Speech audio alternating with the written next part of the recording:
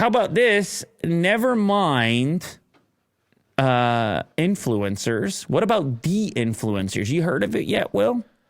No. The de-influencer doesn't tell you what to buy next. They tell you what to avoid, what not to buy. Now, you've seen these type of engagements when a brand will come along to promote something and they'll hire like 7 or 8 different influencers for brand deals. And then the audience is like, oh, God, shut up already. And then in my case, if it's ever happened, then I'm emailing or talk to the brand and going, you guys, what are you doing? This is a bad look. Pick your engagements and move on. Don't like blast it out at the same exact time. Like rub it in everybody's face. It's too much sometimes.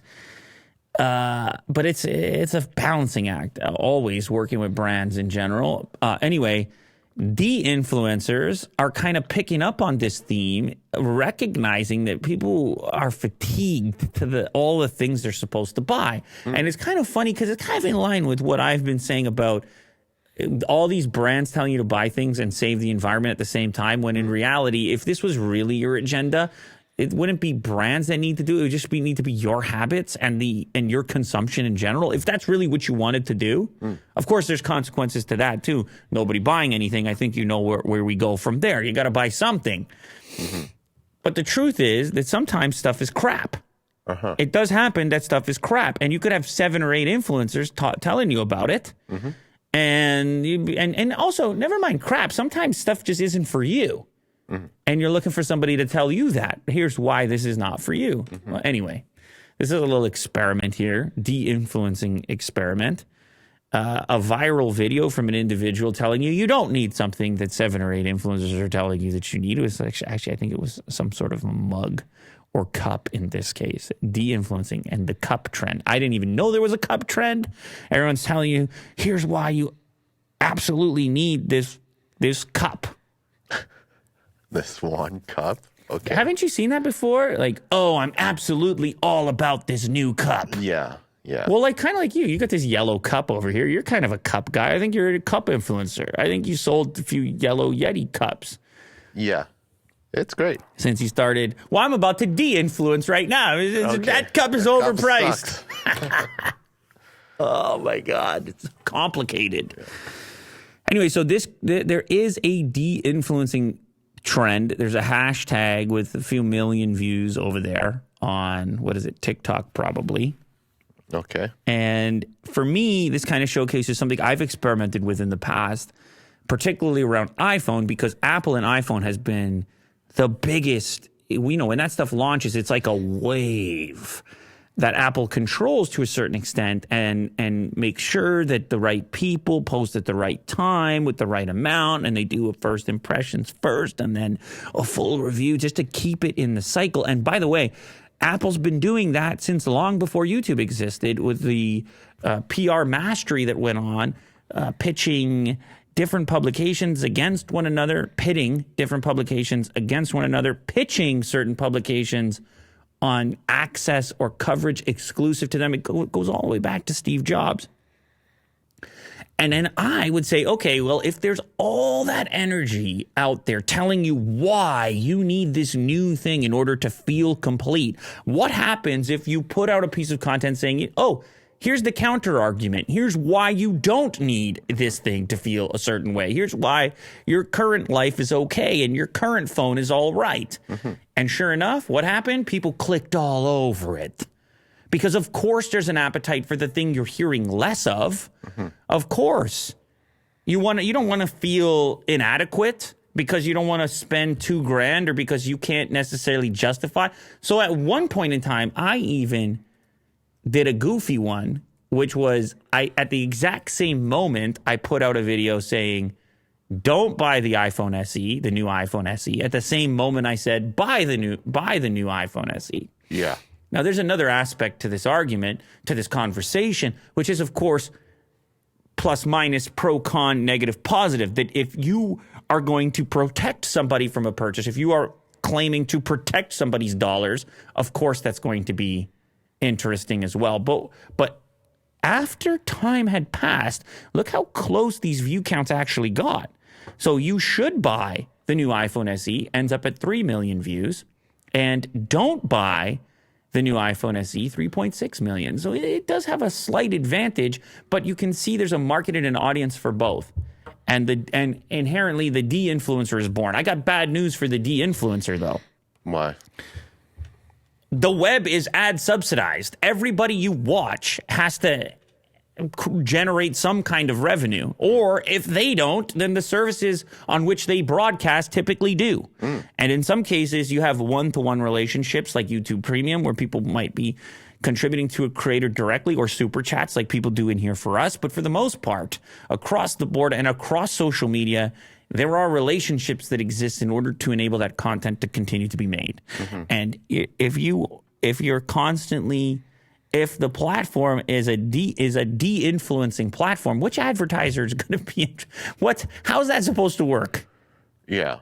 Maybe it could. Maybe advertisers even pay more. They're like, oh my God, we want the pre-roll on the de-influencer content. Yeah. Because there's more views, more interaction. But there isn't. That's the other thing. There actually kind of isn't. Because what's going to happen on TikTok, Will, is that the brands that want to sell things are still going to reach out to the biggest creators that are there. They're still going to maneuver. They're still going to finesse. Apple is still going to be Apple. No matter how many de-influencers exist, they're going to get the bigger typical influencers, as we've seen taking place over and over again, every single generation. And guess what they have that the de-influencers don't? They got the pockets, brother. The only way it's going to be commensurate is if the de-influencer pockets are similar in scale to the influencer pockets. And let me tell you something, those are two different sized pockets. Okay. So it's like the Jedi and the Sith. Now, if you get a big view count out of it, and I would have to check the revenue on those videos to see if it was similar or not.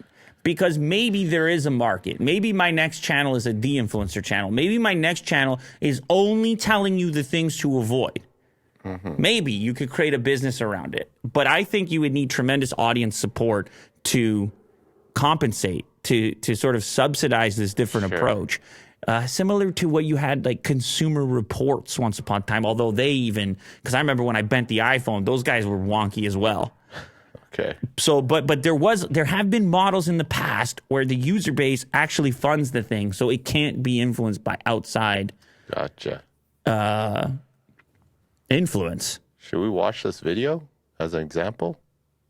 You can. Yeah, go ahead. This is the one? Go ahead. Let's talk about de-influencing and the cup trend. I'm obsessed with the evolution of reusable water bottles in popular culture. Because like every 6 months, there's a new hot water bottle. Have you ever noticed this? Like right now, it's the Stanley Cup. Like you have definitely seen influencers slurping out of this thing in their car, in their kitchen, right? This is the cup of the moment. But 4 seconds ago, it was the hydro flask. Like you had to have the hydro flask. And then also remember when people were obsessed with the Yeti. Says you, Will. I find this conversation on cups. I'm the old trend. Because ostensibly we should be buying one of these things and then using it for like the next 20 years. They market themselves as reusable, as good for the environment. Yeah. We've globbed on to the sustainability conversation. But fundamentally, by having a hot new cup every 6 months, we are still buying and consuming and pushing other people to buy. And we're using cups as a status symbol. The problem still exists. We're still buying too much stuff.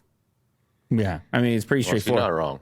Yeah. No, it's pretty straightforward. It's a lot. You know what it's a lot like is the reusable bag thing, where they're like, we got to get plastic bags out of the supermarket, but then every time someone forgets to bring one, they're buying a bag again. And again, like, will people at scale figure it out? Maybe, but you're buying a bag again that's going to take 10 times as long to break down, and the amount of energy input to manufacture it is so much higher. It only starts to pay off environmentally once you've used the reusable bag 1,000 times, which frequently that's not what's happening. It's one of these, once you do the math on it. But there's so many purchases in our lives that are like that. And the brands know it, which is the reason they're constantly telling us how they're the ones saving the environment. They're going to offset it. Don't worry, you can buy guilt-free. It's like, not really. As she mentioned here, these cups could outlast you. You will die. Oh yeah, and definitely for me. And that metal cup, in theory, right? If it was just used the way it's intended to be used, it's crazy the number of things we buy that are like that. And never mind, I mean, obviously tech's a bit different because there's supposed to be this progress and advancement that happens frequently. And certainly if we're talking about graphics and video games, that's like one area. But definitely not mugs. Mugs can last. No, but I'm saying even phones. Who really at this point needs that new phone every single year? Not every year. Who needs it, man? Yeah. But they're going to tell us why we need it, and they're going to tell us why it's better, why it's great. Trust me, I'm in this business. Trust me. I get it right from the horse's mouth. And I'll still sit here and tell you that you don't need it. Like, I'll show you stuff and say, okay, you know, here's what it is. Maybe it's time. Maybe you're in the market for one. But I'm not going to tell you to rush out and go get it, and your life is incomplete. I'm not going to do it. Your life is not incomplete. Yeah. You're certainly not going to complete it by purchasing this one thing. But we're all guilty. We all want to be marketed to, and we all need to buy things because obviously we want things to continue to be made. But it's also interesting to try new things, you know? Like, you got into shoes, right? You want to try different pairs of shoes. Right. Different materials, and to find the right one for you. So, I mean, it's nice that you have the opportunity to do so when there are companies out there that can provide that what you need. So where are you going with this? You're suggesting that like consumption helps us zero in on what we like? Yeah. Yeah, of course. Yeah. Absolutely. But it's not anti-consumption. We have so much noise on one end of the spectrum because of marketing and advertising. And then on the other end of the spectrum, you don't actually need it. It goes up and down. You've had like minimalist trends on YouTube. It goes up and down, but it will never have the funding that everything else does. Yeah. But the marketing. It'll just never line up, right? Because it's just not the way we interact with each other. We transact with each other, and everybody's got to have a product. We got to have a product. We have to make our product, sell our product, use that money to buy other people's products. So is the problem like people keep making too many things? No, not at all. The problem is people feeling a sense of insecurity in their own lives. Like they're lacking something. Exactly. Yeah. If you can alleviate that and interact with the market in a healthy way, if you can balance that out, it's better all around. And the concern being, much like other social media concerns in general, which is like proposing the proposition being better than the reality. Like, oh, look how amazing this person's life is. But really it's edited and selected for and everything else. But it kind of acts as a reality substitute. It's kind of in the same realm. It's a type of personal marketing going on. And brands utilize this all the time. Look how good looking everybody is all the time and all this crap. Look at all the things that get unlocked via marketing once you get the thing. And most of the time, no matter what the engagement I'm involved in, I'm just going to basically show you the thing. Now, I might try to wrap some entertainment around it, but mostly, if all of a sudden I open a box and there's a bunch of beautiful ladies around me, like that's a little bit... It's a bit much. You understand what I'm saying here, Will? Sure. It's like, to what extent, and then what is the comprehension level, and what is the sophistication level of the viewer and their ability to kind of create distance there and say, well, I know what's going on here, and I'm fine without it, or with it, or everybody can be enthusiastic about their own things and interact in their own ways and figure out what's of value to them. I mean, I also have a problem on the de-influencer side. And I know I'm going on and on about this topic. This is something interesting to me. How it's very hard in general, and it's something I learned over the last 10 years doing this. It's very hard in general to tell people what to buy and not buy anyways. And the reason being is because there is no like standard across the board. Everybody has different needs and different attributes, different use case scenarios that when I talk to a person in real life about advice on a particular purchase, I start by asking them questions. Well, I can't do that. I can say what we do in our space is we draw relationships. We go, well, compared to this one or that one, and then, but then you start bringing in ecosystems and softwares and compatibilities, and person's comfort level with a particular platform, and it just gets so nuanced and so sophisticated that influencing or de-influencing is probably not the most effective way to have people having the best goods delivered to them for them. That's going to require input from them. Yeah. And having like a blanket marketing campaign, I don't think really helps anyone.